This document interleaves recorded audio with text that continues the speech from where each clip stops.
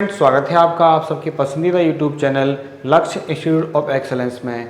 दोस्तों आज अपन परसेंटेज का थर्ड लेक्चर यहाँ पर कर रहे हैं। तो अब इसके पहले मैं आपको दो लेक्चर यहाँ पर उपलब्ध करा चुका हूँ जिसमें मैंने आपको बेसिक परसेंटेज निकालना सिखाया है। तो जिन लोगों ने वो नहीं देखे हुए हैं वो आप लोग यहाँ पर देख लीजिए। तो इसमें मैं आपको थोड़ा सा बताऊँ सारांश में कि मैंने पहले जैसे आपको बताया था कि आपका 10,500 का 10% निकालना सब सारा अपन यहाँ पर देख चुके हैं। तो आप प्ले लिस्ट में जाइए, वहाँ पर आप देखिए, या फिर यहाँ इसकी लिंक में नीचे आपको दे रहा हूँ। तो फर्स्ट और सेकंड आप लोग लेक्चर देख लीजिए, तब जाके आपको ये थर्ड जो लेक्चर है ये आराम से समझ में आएगा। ठीक है, तो यहाँ जैसे मैंने आपको बताया था कि एक कोई व्यक्ति है जो 40% खर्च कर देता है तो उसके पास कितना बचता है, 60% बचता है। क्यों? क्योंकि कोई सी भी संख्या जब दी जाएगी तो वो अपने आप में कितनी होती है, 100% होती है। यानी हर संख्या अपने आप में कितना होती है, 100% होती है। उसमें से आप 40 खर्च कर देंगे तो आपके पास कितना बचेगा, 60 बचेगा। ये आपको याद रखना है।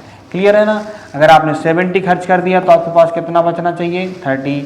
80 खर्च कर दिया तो कितना बचना चाहिए, 20 आपके पास बचना चाहिए। ये आपको याद रखना है। अब देखिए जैसे यहाँ हमारे पास क्वेश्चन आपको दिया हुआ है, इसको थोड़ा सा अपन आगे चल के देखेंगे। जैसे आपसे बोला कि आप क्या करिए कि एक फल विक्रेता अपने पास कुछ सेब थे, ठीक है, उसके पास कुछ सेब थे, उसने 40% सेब बेच दिए और उसके पास अभी भी 420 सेब आपके बचे हुए हैं। तो उसके पास मूल रूप से कितने सेब थे? यानी उसने क्या किया है, अपने फ्रूट्स में एक fruit seller had some apples, he sold 40% of the apples, यानी टोटल में से 40% उसने सोल्ड कर दिए। तो मैंने आपको यहाँ बताया कि टोटल में कितना होता है, 100%। उसने क्या किया, इसमें से 40% सेल कर दिए तो उसके पास कितने बचे, 420 बचे। ठीक है, तो मैंने आपको सेकंड लेक्चर में यही बताया है कि आपको प्रश्न में 1% दिया होगा और दूसरा आपको क्या दिया होगा, एक वैल्यू दी होगी। तो आपको ये तय करना है कि वो जो दी गई वैल्यू है वो कितना परसेंट है।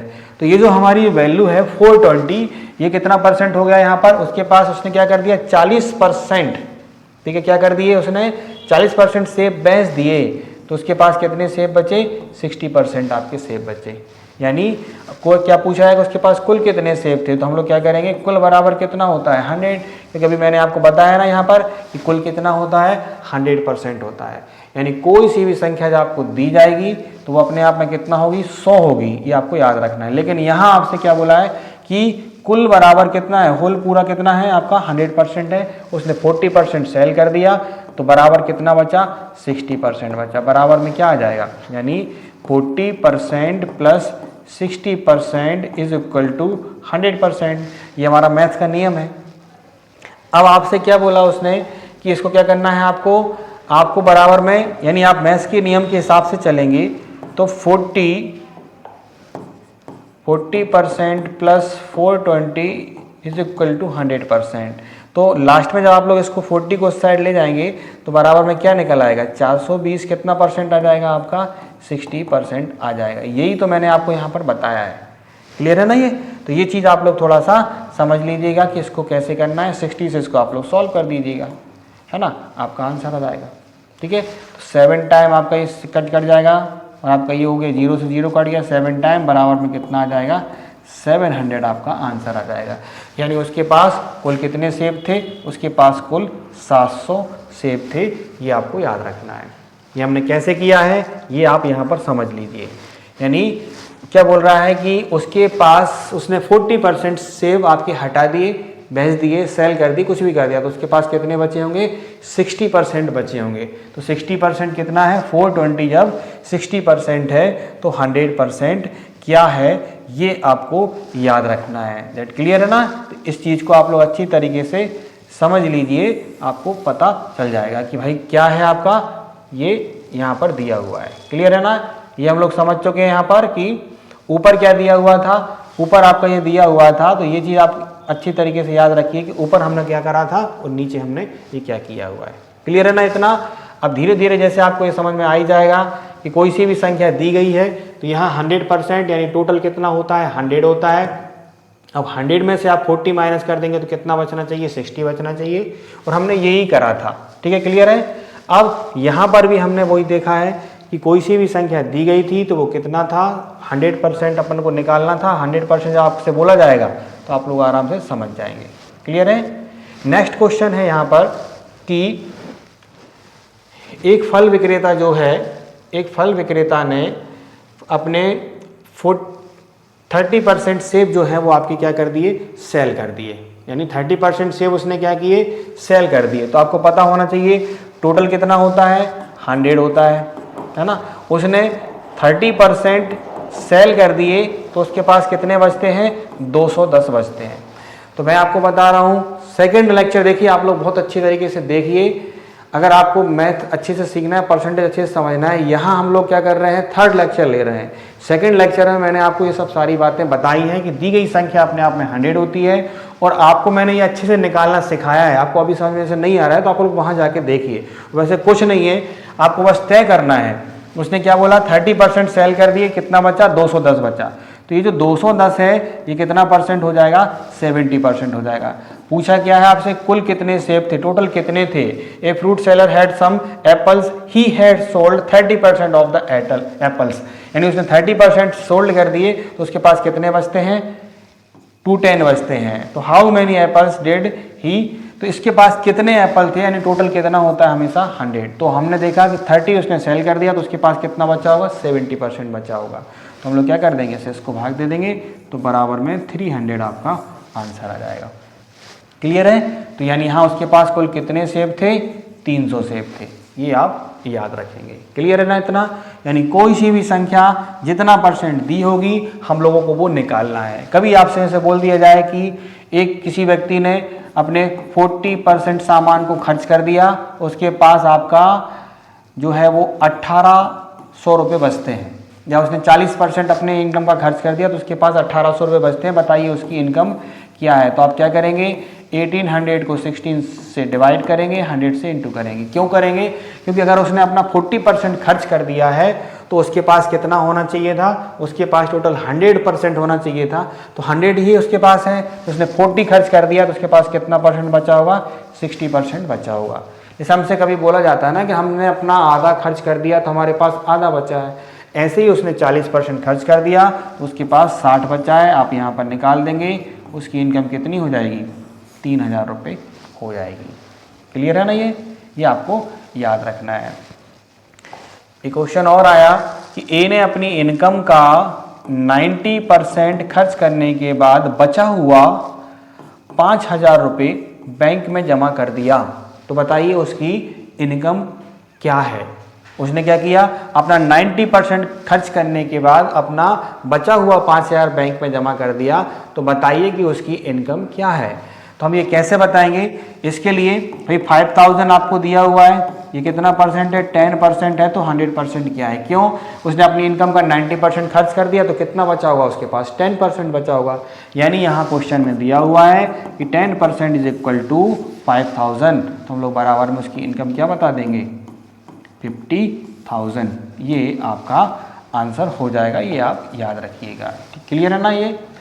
अब जैसे एक और आपसे क्वेश्चन आया कि ए ने अपनी इनकम का 70% एक जगह, 20% दूसरी जगह खर्च कर दिया, है ना, और उसके पास 18,000 रुपीज़ बचते हैं। तो बताइए उसकी इनकम क्या है। यानी उसने 70 और 20 खर्च कर दिया, यानी टोटल कितना, उसने 90% खर्च कर दिया, उसके पास बचा कितना है, 18,000 बचा है। तो ये 18,000 कितना परसेंट हो जाएगा, 10% हो जाएगा। क्या पूछा है, टोटल इनकम क्या है।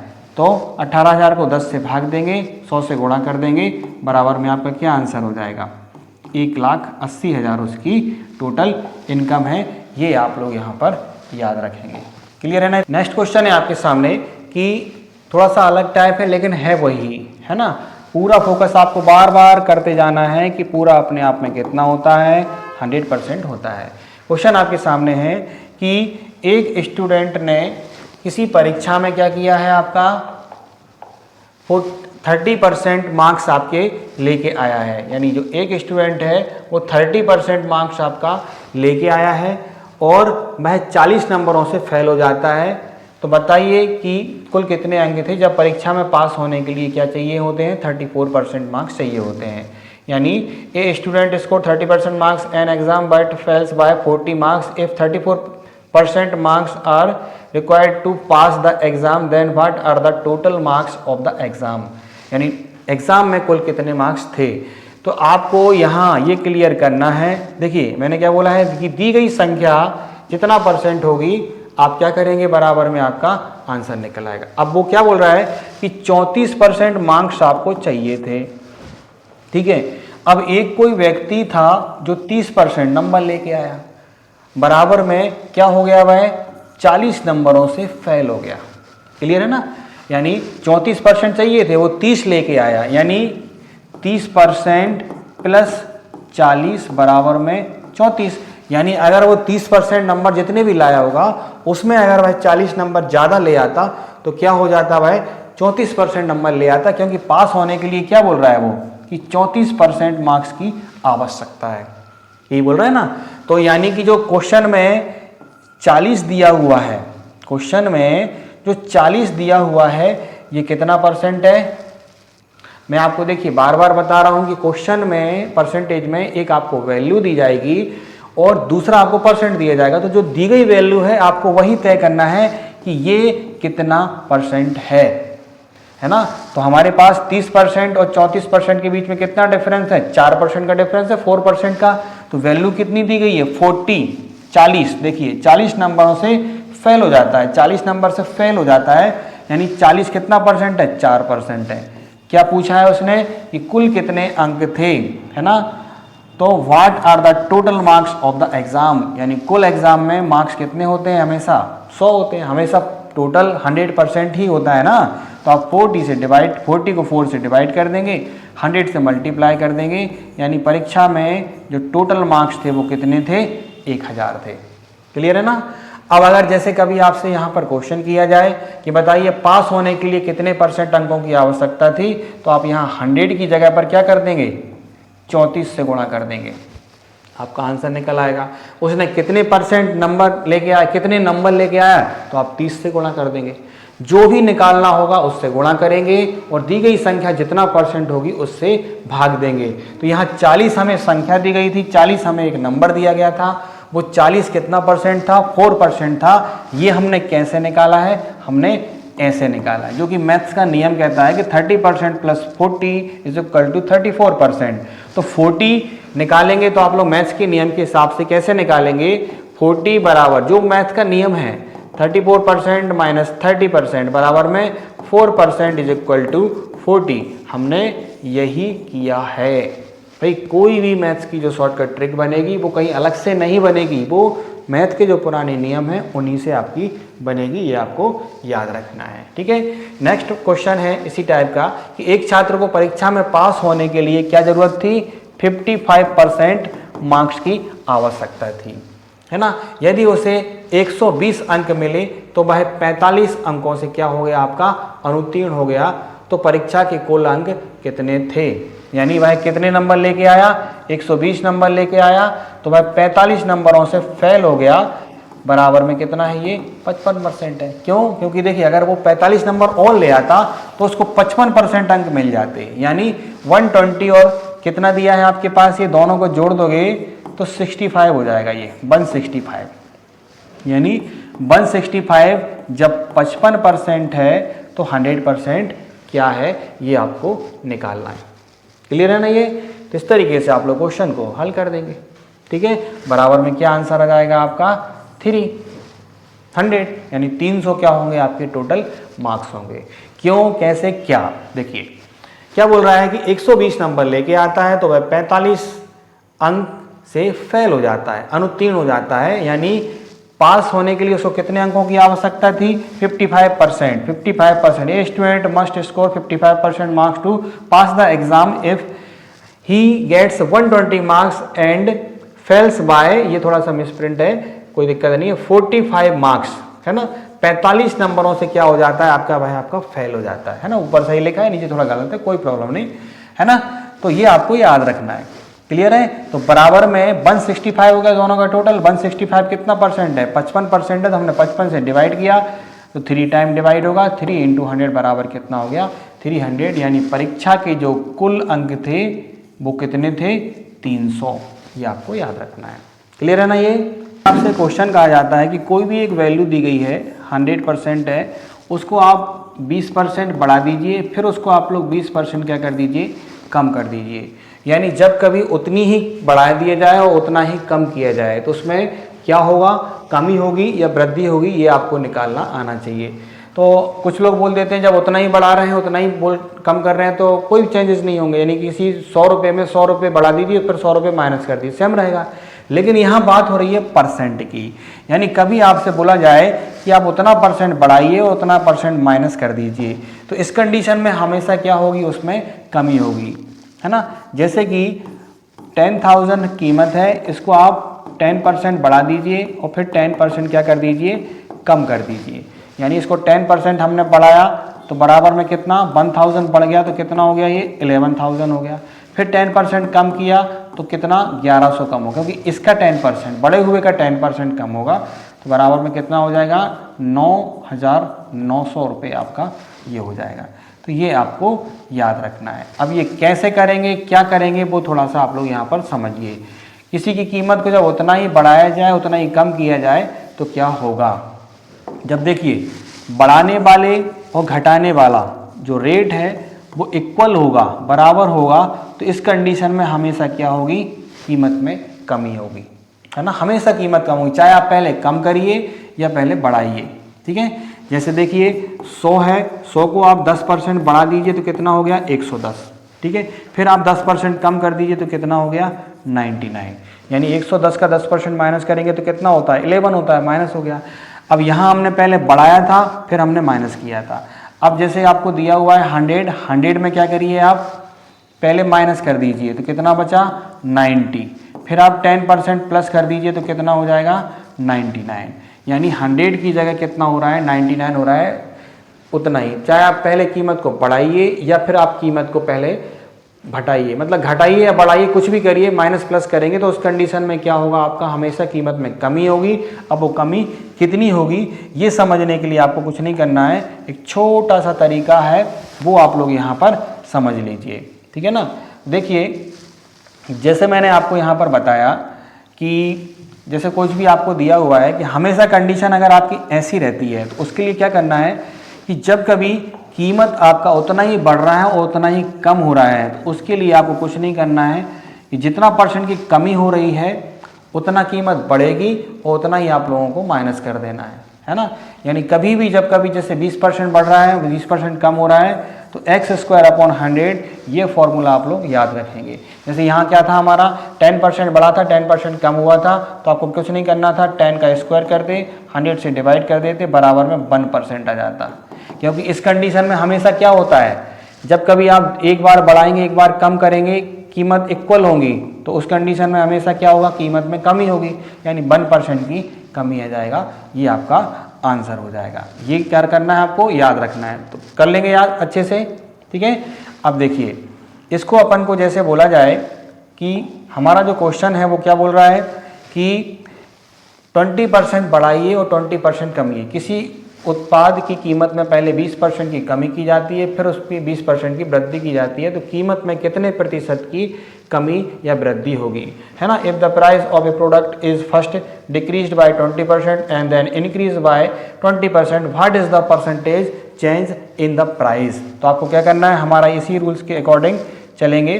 तो इसके लिए आपको कुछ नहीं करना, जो कीमत दी है, क्योंकि देखिए सेम है, जब सेम होता है तो उस कंडीशन में हमेशा क्या होता है, कीमत में कमी होती है। तो आप 20 का स्क्वायर करेंगे 100 से उसको डिवाइड कर देंगे तो बराबर में क्या आ जाएगा आपका 4%। इस कंडीशन में हमेशा क्या होता है, कमी होती है, तो 4% की इस कंडीशन में क्या होगी, आपकी कमी होगी। ये आपका आंसर हो जाएगा। क्लियर है ना ये, कि आप अच्छी तरीके से याद रखिए। तो इसको करने के लिए थोड़ा सा कुछ क्वेश्चन है, जैसे कि आपसे बोला जाए कि बताइए कि 30% बढ़ाइए और 30% कम करिए, ठीक है, 30% कम करिए।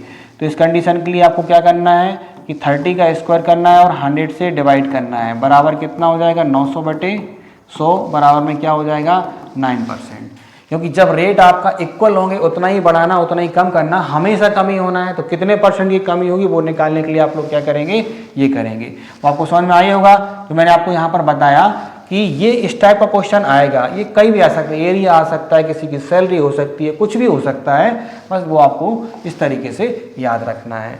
जैसे एक और आपको बोल दिया जाए कि 15% क्या करिए आप बढ़ाइए और 15% क्या कर दीजिए आप यहाँ पर माइनस कर दीजिए, 15% माइनस करिए। तो इसके लिए क्या करोगे आप लोग, 15 का स्क्वायर करेंगे और 100 से इसको डिवाइड कर देंगे। 15 का स्क्वायर क्या होता है, 225 होता है, 100 से डिवाइड कर देंगे तो बराबर में क्या आ जाएगा आपका 2.25% की क्या होगी, कमी होगी। क्लियर है ना ये। तो ये थोड़ा सा आपको समझते जाना है ना।